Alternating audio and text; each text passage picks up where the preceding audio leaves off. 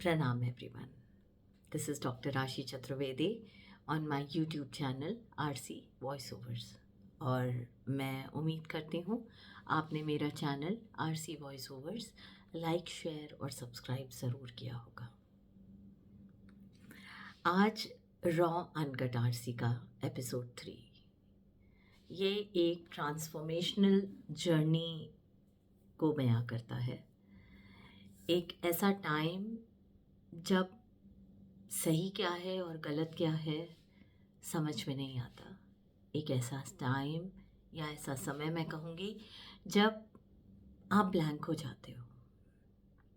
साल 2016 29 जून 7:16 वो मेरी ज़िंदगी का एक ऐसा समय था जब मेरी ज़िंदगी ने पूरा यू टर्न ले लिया। क्या कहूँ कि ऐसा यू टर्न जिसका कोई एक टर्न भी मुझे समझ में नहीं आ रहा था। आई वॉज ब्लैंक, समझ में नहीं आता था हुआ क्या। काफ़ी दिन तो ये डाइजेस्ट करने में ही लग गए कि मेरे साथ कुछ हुआ है। I was not ready to accept the change. I was irritated, I was frustrated, I was confused, I was blank, totally blank. मैं किससे क्या बात कर रही थी मुझे आज भी याद नहीं है। मैंने क्या रिएक्शन दिया मुझे आज भी याद नहीं है। मैं कब हंसी, कब रोई, कब चिल्लाई मुझे आज भी याद नहीं है। पता नहीं क्या हुआ, समझ में नहीं आया।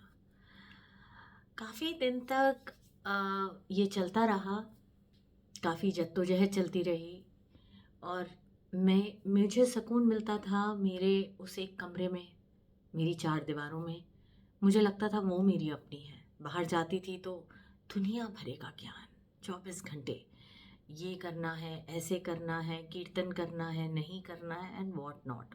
That was I don't wish to remember that. So बहुत अजीब सा माहौल था। कोई कुछ बोलता था, कोई कुछ, और निष्कर्ष ये था कि भैया तुम्हारी ज़िंदगी ख़त्म हो गई है। ये 2 बच्चे हैं जो भगवान ने तुम्हें दिए हैं और तुम्हें अपनी ज़िंदगी इन्हीं के सहारे जीनी है। और वो मुझे एक्सेप्टेड नहीं था। जब मेरा शुरू से हमेशा से ये स्टैंड रहा था कि जब किसी भी एक इंसान के मरने के बाद उसके आसपास के लोग, उसके रिश्तेदार, उसके भाई बहन, उसके बच्चों की लाइफ, उसके माँ बाप, किसी की ज़िंदगी अगर नहीं बदलती तो फिर उस एक इंसान की क्यों बदलनी है। अगर हर आदमी ज़िंदगी जी रहा है अपनी मर्ज़ी से तो सिर्फ वो एक इंसान अपनी मर्ज़ी से ज़िंदगी क्यों नहीं जी सकता। उसकी क्या गलती है? उसकी कोई गलती नहीं है। हाँ, अगर आज ये विपरीत होता, आज एक औरत या मैं कहूँगी एक वाइफ अगर मर जाती है तो पति अपनी ज़िंदगी जीते हैं, उनको कोई विडोअर का टैग लगा के नहीं घुमाता। They are single, in quotes they are single. और मैंने तो कईयों को देखा भी है, 1 महीना 2 महीने में शादी हो गई, हाय मेरा बच्चा किसके साथ रहेगा type. So lot of things. तो मैं कभी भी रेडी नहीं थी इस चीज़ को एक्सेप्ट करने में, जो चीज़ लागू दोनों जेंडर्स पे होनी चाहिए। Why only me, right? So ये मुझे एक्सेप्टेबल नहीं था। वहाँ से जो तकाज़े थे, जो क्वेश्चंस थे, मेरे जो बिहेवियर था, वो सब मॉडिफाई होने लगा उस चीज़ को देखते हुए। बिकॉज अंदर ही अंदर एक घुटन घर कर रही थी, एक अजीब सी घुटन कि मैं बात किससे करूं। मैं बाहर जाती हूँ तो मैंने ऐसा नहीं है बात नहीं करी, लेकिन जब भी किसी से बात करी तो या तो वो गॉसिप बन गई या वो बवाल। तो मुझे लगता था भैया किससे बात करूं, तो कोई था ही नहीं। तो रहा सहा बचा मेरा कमरा, उसकी 4 दीवारें और चंद अल्फाज जो मैंने लिखे, या मेरे खुद का एक शीशा ड्रेसिंग टेबल, उसके आगे बैठ जाती और खुद से बातें करती, दीवारों को देखती और खुद से बातें करती। कोई था ही नहीं। किसी ने ये जानने की कोशिश नहीं करी कि राशि कैसी है, राशि के मन में क्या है। हम बैठे उसके साथ बात करें। सबको उस समय गॉसिप चाहिए थी या अपना ज्ञान, दैट्स इट। उस दौरान बीच में काफ़ी सारे ऐसे पड़ाव आए मेरी ज़िंदगी में, काफ़ी दर्दनाक, काफ़ी खौफनाक और काफ़ी काफ़ी लाइफ चेंजिंग, जो जिसने मुझे सोचने में मजबूर किया कि एक विधवा क्यों, आखिर क्यों? यार वो एक लड़की है। और आप बिलीव नहीं करेंगे, एक दिन रात को 11:30 बजे मैं फेसबुक का स्टेटस मैंने विडो डाल दिया था, मैरिड था, विडो कर दिया। वो स्टेटस देख रही थी and I was frustrated, I was irritated and I was hating my self कि वाई दिस स्टेटस, मतलब क्यों मैंने ये लगाया हुआ है, इसका क्या लॉजिक है, मतलब मुझे क्यों दुनिया को ये ज्ञान देना है कि यार मेरे साथ कुछ हो गया। This is such a sympathetic approach, why do I need to do this. और मेरे अपब्रिंगिंग ये नहीं कहती, मेरे पेरेंट्स ने मुझे कभी सिंपथी वोट्स गेन करने की आदत नहीं सिखाई। उन्होंने कहा अपनी मेहनत से कमाओ, तुम्हें हमने पढ़ा दिया लिखा दिया and you are capable enough, you know everything, so you can earn. Sympathy क्यों लेनी है किसी की? तो वो कभी था ही नहीं ज़िंदगी में। वो स्टेटस इरिटेट कर रहा था मुझे। मैंने ही लगाया था, किसी के कहने पे नहीं लगाया था, खुद लगाया था, एक इनकैपेसिटी की वजह से लगाया था। और रात के 12 बजे और मैंने वो स्टेटस चेंज करा टू सिंगल, और आज तक वो स्टेटस सिंगल है। और इसमें मैं कहूँगी अगर सबसे बड़ा रोल किसी का रहा है मेरी ज़िंदगी के बारे में मुझे गाइडेंस देने में, या उसको एक दिशा देने में, या मैं ये कहूँ कि अ, मुझे उस दौर में खुद से प्यार करना सिखाने में। क्योंकि क्या होता था कि मैं कभी क्लिनिक जाती थी या कहीं बाहर गई, मैंने हरी बिंदी लगा रखी है, लाल, मुझे बिंदी चूड़ी बहुत शौक था। मैं और कोई मेरा मेरा मेकअप का मैं नहीं करती, मुझे आदत नहीं है। तो काजल, बिंदी, चूड़ी, दैट्स इट। सो बिंदी लगा के गई, किसी ने टोक दिया, अगले दिन मैंने बिंदी उतार दी। थोड़ा लिपस्टिक का डार्क शेड लगा लिया, अगले दिन किसी ने टोक दिया, अरे ये तो बड़ा चटक है, तो अगले दिन मैंने लिपस्टिक नहीं लगाई। किसी ने मुझे चूड़ी पे टोक दिया तो मैंने चूड़ियाँ पहननी बंद कर दी। किसी ने मेरे सूट के कलर पे मुझे बोल दिया तो सबकॉन्शियसली वो इतनी इनकैपेसिटी मेरे अंदर भर गई थी कि मैंने अगले दिन से सफ़ेद कपड़े पहनने शुरू कर दिए, ऑफ वाइट, सफ़ेद, मतलब वो रंग या वो सूट निकले जो शायद कभी मैंने ज़िंदगी में नहीं पहने होंगे। शीशे में खुद को देखना बंद कर दिया था, सोचना बंद कर दिया था, और काफ़ी काफ़ी ज़्यादा, मतलब मैं इरिटेट हो गई थी, यार मैं क्या रही हूँ, जो जो कहता है मैं वो करती हूँ। लोगों को मेरे सैंडल से प्रॉब्लम थी तो मैंने चप्पलें पहनना शुरू कर दिया, खरीद के लाई बकायदा रबड़ की चप्पलें, ortho slippers, I used to wear that. और एक दिन क्लिनिक गई और मेरी अटेंडेंट ही मुझे देख के हैरान रह गई कि मैडम आप तैयार नहीं होके आई। मैंने कहा नहीं मैं तैयार हूँ। और सीरियसली मैंने एक्चुअली शीशे में खुद को देखा तो मुझे ऐसा लगा कि मैं सोई उठी और चली आई। और मैं अपनी ज़िंदगी में जितने साल की थी, शायद 37-38 साल की उम्र थी उस समय, और मैं इतने सालों में कभी मैं इस तरीके से रही नहीं। तो मेरे लिए तो वो बहुत शॉकिंग था कि मैं कर क्या रही हूँ। और 12 अक्टूबर ने सब बदल दिया। 12 अक्टूबर ने मुझे जीना सिखाया। 12 अक्टूबर को कुछ ऐसा हुआ जिसने मुझे खुद से प्यार करना सिखाया। 12 अक्टूबर को कुछ ऐसा हुआ जो मुझे लगा नहीं यार, जीते हैं ना ज़िंदगी, खुश रह के जीनी है, अच्छे से जीनी है, शायद किसी के लिए जीनी है। बस ये जो 2-4-6 महीने जो भी ये टाइम फ्रेम था, जून से लेके अक्टूबर तक का, ये कविता उसका एक छोटा सा स्वरूप है। और ये हर उस औरत को डेडिकेटेड है जो कभी ना कभी इस तरीके की कश्मकश से गुजरी होगी।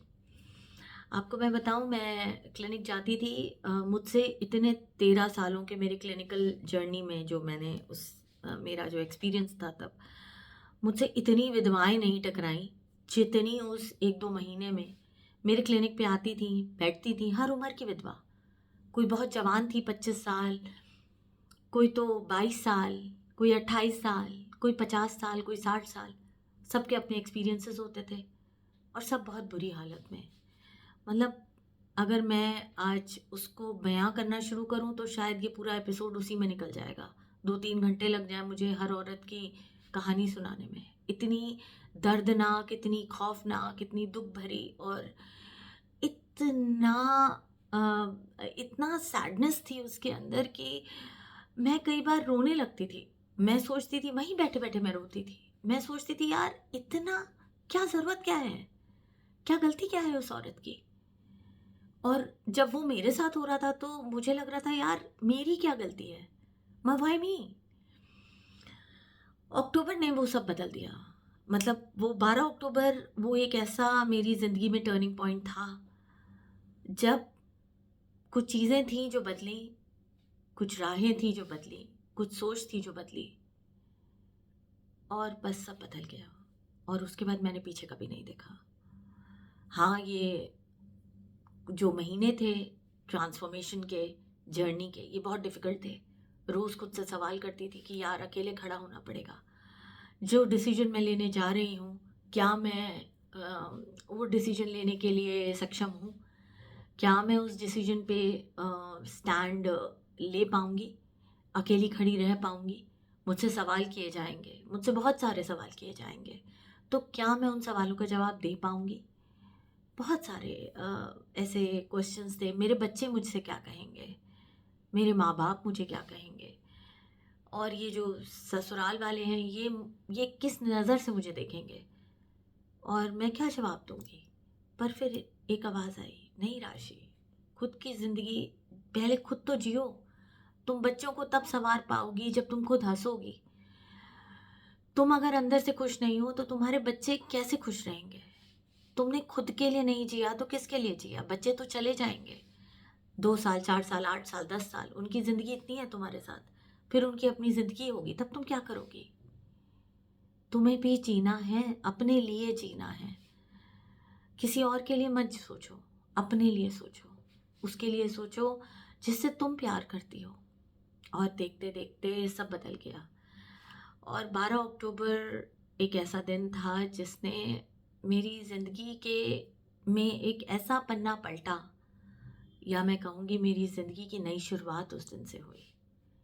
मैंने खुद को उन नज़रों से देखा जिन नज़रों से शायद मैंने कभी सोचा ही नहीं था कि मैं खुद को देखूँगी। हैरानी ज़रूर हो रही थी खुद पे, लेकिन अच्छा लग रहा था, बहुत अच्छा, बहुत सुकून, बहुत प्यार था, बहुत अपनापन था उन नज़रों में, बहुत ज़्यादा। तो ये छोटा सा ट्रांसफॉर्मेशन मेरी कविता के ज़रिए और रॉ अनकट आरसी पे आपके सामने। और ये कविता है आखिर क्यों की पहली सीरीज़ में से एक विधवा। एक विधवा सवाल करती है, खुद से सवाल करती है, लोगों से सवाल करना चाहती है और खुद के अंतर मन से सवाल करती है कि आखिर क्यों हो रहा है मेरे साथ ऐसा, और आखिर क्यों। तो ये कविता ऐसे शुरू होती है 3 चरणों में कि एक विधवा पहले ये सोचती है कि मैं कैसी थी। फिर एक विधवा सोसाइटी से ये सवाल करना चाहती है कि भाई उसके साथ ऐसा क्यों हो रहा है। और फिर एक विधवा एक दृढ़ निश्चय लेती है कि नहीं, कुछ भी हो मेरे साथ ऐसा नहीं होगा, मैं अपने साथ ऐसा नहीं होने दूंगी। मैं वो करूंगी जो मैं करना चाहती हूँ, मैं ऐसे जीऊँगी जैसे मैं जीना चाहती हूँ। आखिर मैं भी एक इंसान हूँ, एक औरत हूँ, मेरी भी अपनी सोच है, मेरी अपना वजूद है और मेरी अपनी ज़िंदगी है। तो आइए मेरी इस कविता के साथ मेरे सफ़र पे चलते हैं। एक विधवा। कौन है ये और क्यों? क्या वो एक लड़की नहीं है, किसी की बेटी नहीं है, या किसी की माँ नहीं है, किसी का प्यार नहीं है, तो क्या है वो? क्यों एक शब्द एक औरत की सारी खूबियां समेट जाता है? क्यों वो एक शब्द दिन रात उसके वजूद को काला स्याह कर जाता है? क्या फर्क है एक विधवा और एक औरत में सोचिए तो कुछ भी नहीं, और सोच के भी ना समझें तो बहुत बड़ा फासला। बड़ी इज्जत से कहते हैं कुछ लोग, वो लड़की तो मेरी दोस्त है। और क्या यही इज्जत एक विधवा को मिलती है? कभी नहीं। तो आखिर क्यों? क्या फर्क आ गया उस लड़की और उस विधवा में? सोचें तो कुछ भी नहीं, और ना सोचें तो एक अरसा। कभी देखा है एक विधवा को मरते हुए? आपने कभी देखा है एक विधवा को अपनी जिंदगी मारते हुए? और क्या आपने देखा है उस औरत को रोते हुए, और या अपनी जिंदगी बर्बाद करते हुए? नहीं देखा ना। तो आखिर क्यों? एक विधवा नहीं है वो भी एक लड़की है, जो कभी किसी की दोस्त थी, कभी किसी का प्यार थी, कभी किसी की आरज़ू थी तो कभी किसी का इंतजार थी। वही लड़की है वो। उसे विधवा किस्मत ने बनाया, और दिल से विधवा आपने। आखिर क्यों? क्यों जीना इतना हैरान कर देता है? क्यों प्यार इतना परेशान कर देता है? क्यों कोई और एक खाली जगह बढ़ जाता है? आखिर क्यों? क्या एक विधवा होना गुनाह है? गलती से प्यार का इजहार करना, उसको पाने की चाह रखना, क्या वो भी एक गुनाह है? एक जिंदगी को जीने की इत्तेजा करना, क्या एक गुनाह है? क्यों है? आखिर क्यों? लेकिन है तो है। आज इस गुनाह को करने का दिल चाहता है, हर हद से गुजरने का दिल चाहता है। जो हसरत भरी है दिल में, उसे पूरी करने का दिल चाहता है। आज नामुमकिन को मुमकिन करने का दिल चाहता है। तुझसे जुड़ी हर ख्वाहिश जीने का दिल चाहता है तो है एक विधवा। वो एक औरत भी है और एक इंसान भी। समझो तो एक ख्वाब, और ना समझो तो एक हकीकत। आखिर क्यों? ये कुछ ऐसे चंद सवाल थे जिनके जवाब नहीं है मेरे पास। मेरे कुछ ऐसे अंतर्मन के पहलू थे जो रोज़ मुझे कचोटते थे, और फाइनली मुझे डिसीजन लेना था, और मैंने लिया। मैंने ये तय किया कि बस और नहीं। जिसको जो सोचना है सोचने दो, जिसको जो करना है करने दो, जिसको अच्छा लग रहा है, बुरा लग रहा है, मन है नहीं है, मुझसे बात करनी है नहीं करनी है, जो मनाए, दैट्स इट। मेरी ज़िंदगी है, और मैं इसको वैसे ही जीऊँगी जैसे मैं जीना चाहती हूँ। मेरे माँ बाप ने मुझे कभी झुकना नहीं सिखाया। मेरे माँ बाप ने मुझे सर उठा के जीना सिखाया है। मेरी मॉम हमेशा कहती थी कि अगर गलती नहीं है ना तो कभी किसी के आगे झुकना मत। सर तब झुकाओ, सॉरी तब बोलो जहाँ तुम खुद गलत हो, और अगर गलत नहीं हो तो बस मस्त हाथी की चाल से चलते चले जाओ, सारी दुनिया तुम्हारे सलाम करेगी। और वही हुआ। अगला दिन 13 अक्टूबर, मेरा बर्थडे। 13 अक्टूबर को सुबह उठी और तैयार हुई। शीशे में खुद को निहार रही थी, हंस रही थी, निहारती जा रही थी और हंसती जा रही थी। क्यों हंस रही थी मुझे नहीं पता, लेकिन मैं खूब हंस रही थी, बहुत खुश थी, क्योंकि मुझे पता था कि जो डिसीजन मैंने अब लिया है, मुझे पता था कि वो सही है। मुझे ये पता था कि मुझे यही चाहिए, और मुझे ये पता था कि जिन नज़रों से मैं खुद को देखना चाहती हूँ वो बस यही नज़रें हैं। तो मैं बहुत शांत थी। मेरी ज़िंदगी में वो शायद पहला दिन था जब मैं शांत थी। मेरी ज़िंदगी में वो पहला दिन था जब मैं बहुत खुश थी। और मेरी ज़िंदगी में वो पहला दिन था जब मैंने खुद से कुछ मांग के खाया। आई स्टिल रिमेंबर, मैं खुद गई और मैंने अपने लिए एक डेयरी मिल्क सिल्क खरीदी। Specially I like that, so I bought it and the whole bar and I ate it. आराम से गाड़ी में गाने सुनते हुए, खूब हंसी हंसी में और खुशी खुशी में वो खाई। And I was loving my self and I said yes I want this, that's it, it's done and dusted. अब दुनिया की कोई ताकत आगे आ जाए, कोई आ जाए, मुझे कोई फ़र्क नहीं पड़ता। और yes, that was the day. फिर कोई मेरी बिंदी पे मुझे टोकता, मैं हंस देती कि मुझे पसंद है। कोई मेरे सैंडल पे मुझे टोकता तो मैं हंस देती, मुझे पसंद है। कोई मेरी ड्रेस पे मुझे कहता कि अरे ये तो बहुत चटक कलर पहना है, मुझे लाल कलर पसंद है, I don't like light colours, I use to say that. और अगर कोई मुझे डांस करने पे कुछ कहता तो मैं कहती कि मेरा मन, मेरी मर्जी। हाँ, लोगों को थोड़ा सा रूड लगा, लोगों को लगा अरे यार ये तो रूड हो गई, ये तो चेंज हो गई, ये तो एरोगेंट हो गई। और मैंने कहा यार जो मन आए सोचो, it is your call, I am not justifying myself and I never justified and till date. I never justify myself, I never justify. And I think मुझे जो लोग सुन रहे हैं एंड स्पेशली वो औरतें जो लोग इस तरीके से अपनी ज़िंदगी किसी भी मजबूरी की वजह से बिता रही हैं, प्लीज़ अपनी ज़िंदगी को वैल्यू करो। भगवान ने तुम्हें एक ज़िंदगी दी है, तुम्हें जीना है। तुम पहले खुद के लिए जियो, दूसरों के लिए तो हम बाद में जीते हैं, पहले हम खुद के लिए जीते हैं।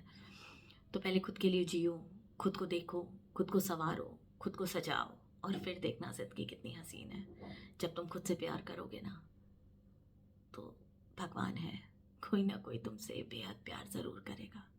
और मेरा ये मानना है, अगर आप अपना सारा वक्त और सारा प्यार शिद्दत से किसी को देते हो ना, तो भगवान है और वो देख रहा है, और वो आपको दुखी नहीं होने देगा कभी। और इसी के साथ ही मैं आप सबसे विदा लेती हूँ। फिर मिलूँगी अपने चौथे एपिसोड के साथ रॉ अनकट आरसी पे। प्लीज़ मुझे सुनते रहिए and like, share and subscribe my channel RC voice overs. Take care and God bless.